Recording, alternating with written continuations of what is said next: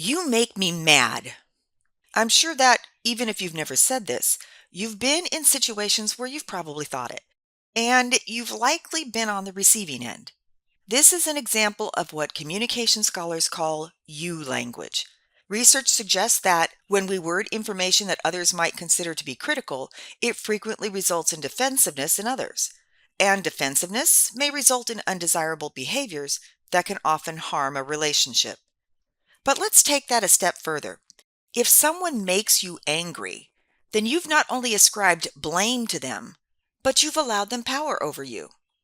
Let me reword my opening statement so you can see the power imbalance. I've let you make me mad. You've given the other person the power to control your emotions, probably not in your best interest. That leads us to the language tip of I language, sometimes called I messages or owning your feelings. I language has even been called the language of responsibility.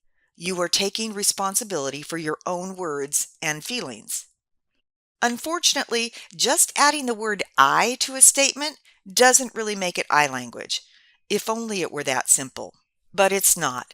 So to better understand and apply I language, this video will focus on explaining what I language is, some rules to follow when using it, the basic elements, and finally, some add-ons, including extended I language.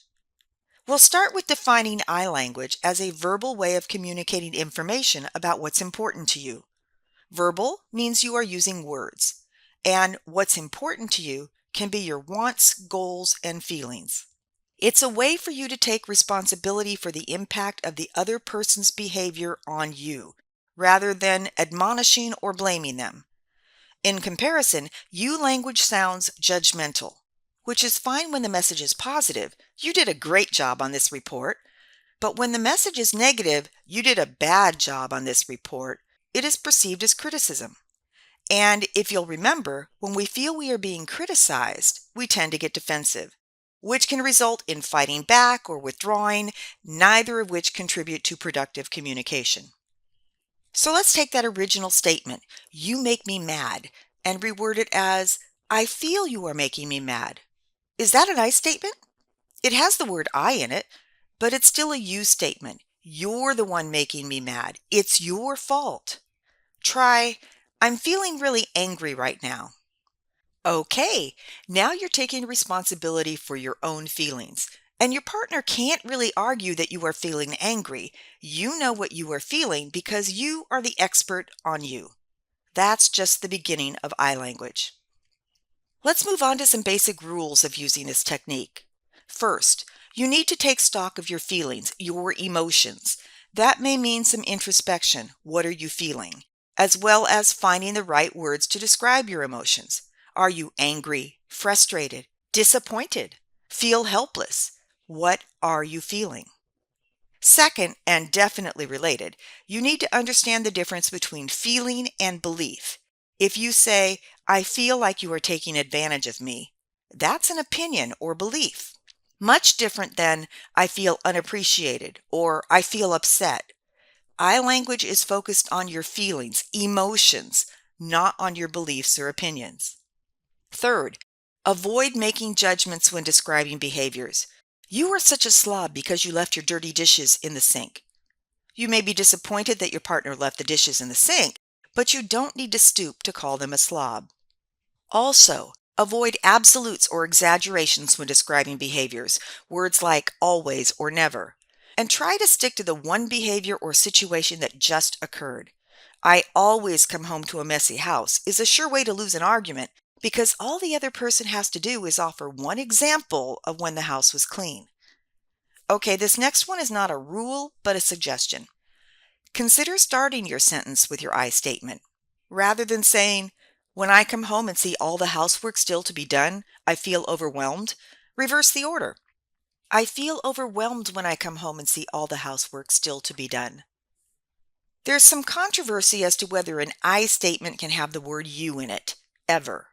My view is that you can use you, but only if it is really necessary for what you are describing to make sense, and only if you can say it non-judgmentally. You could say, I'm disappointed because I thought we had agreed that you would do the dishes today. There's the feeling, disappointed. And even though you use the word you when describing the behavior, it's without judgment from your perspective and allows for a potential error in your recall of the conversation. Across all of this is the vital need to pay attention to your nonverbal messages. You should not come off sounding or appearing aggressive, challenging, blaming, etc. You are giving a statement of fact from your perspective. You feel this way because of this reason. So consider your tone of voice, facial expressions, eye contact, and so on. That takes us to the elements involved in effective eye language. Basic eye language includes two major elements: a description of the behavior and your feeling, your emotion. When you describe the behavior, remember to stick with the facts. You want to be as non-judgmental as possible. When I came home today, I saw that the house was unlocked. Again, try to keep the word you out of it unless it's an integral part of the description. When you identify your feeling, or feelings if there are more than one, make sure you use the word I. And to repeat, feeling is emotion, not belief or opinion. I felt really angry, or I felt angry and scared. While these two are the very basic elements, some scholars suggest a third. Interpret your feeling. That means explaining why you feel that way. Because I worried that someone could have taken our belongings. And remember, you can switch the order of these. I was really angry when I came home today and saw that the house was unlocked. I was worried that someone could have taken our belongings. Now you can also add on some potential consequences as a part of the initial I statement or as a continuation later in the conversation. What you might have to do as a result, alternative behaviors, your intended actions, and so on. Try to use words that imply wants rather than shoulds. Again, avoid using the word you unless you really have to. Okay, let's diagram this. When I came home today, I saw that the house was unlocked. Description, non-judgmental. I felt really angry. Identify feeling. Because I worried that someone could have taken our belongings. Interpretation, why you feel that way. Now let's use some of the add-ons. Can we come up with a method to ensure that the house is locked when we leave?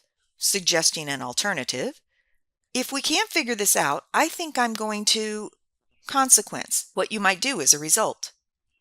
Let's consider some other examples, focusing on the first two elements of I language, the non-judgmental description of behavior and the expression of your feelings.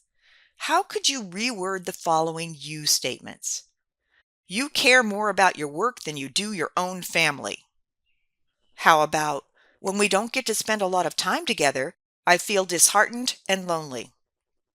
You are always on your phone, texting, watching videos, checking social media. You don't seem to care about me at all. How about, I'm feeling unappreciated and unimportant when you keep your phone out at dinner. One more. You never think of our budget when you buy things, and I'm always the one who has to cut back on what I need. I feel like you care more about your needs than mine. Whoops, this one is interesting. Sure, it has the word I in it, but it's still a you statement. It is placing blame and there's no feeling expressed. Remember that feeling refers to emotion, not belief or opinion. So even though it has the words I feel in it, the words following it, like you care more about your needs than mine, convey a belief, not an emotion. And wow, this statement uses absolutes, never and always. So how might we reword this one? I checked the bank account this morning and found some unexpected expenses. I'm a little scared because I'm concerned that we won't be able to make it through the month without having to cut back on some things I have budgeted for. You're probably uncomfortable with some of these feelings: disheartened, lonely, unappreciated, unimportant, scared. Not only does it mean that you have to really understand what you are feeling and find the appropriate word to express it, but these words may leave you feeling vulnerable. Keep in mind that in important relationships, you need to trust the other person. If you don't trust them, it may be time to reconsider the relationship. You can also start with some basic, less vulnerable feelings: uncomfortable, frustrated, annoyed, and work your way into the more vulnerable ones. Which leads me to warn you that Just like anything new, these words won't feel smooth coming out of your mouth, and you will likely make mistakes. Just keep practicing and it will get better. If you don't feel comfortable actually saying them to your partner yet, consider writing some down and practice saying them to yourself. Or role play with a friend. Before we end, I'm going to add one more piece that you can include when using this technique, called extended I statements. This involves extending the I statement by adding a preface. Think of it as an introductory statement, telling the other person that while you are going to provide some negative feedback, you still care about and value them. Something like, I don't want you to misinterpret what I'm going to say because I really do care about you. Or, I don't think it's entirely your fault. In the process, however, avoid adding the word but at the end of that preface. It may negate what you've just said. Try replacing it with and. I love you and wow, that's a lot of stuff to keep in mind. And again, it may take a lot of soul searching and practice. But now you know what I language is and how it differs from you language, some rules to follow, as well as some basic and not so basic elements in effective I language. And to those who stopped watching this video early, I'm really not mad at them. More like, I'm disappointed that this video wasn't as helpful as I hoped it would be.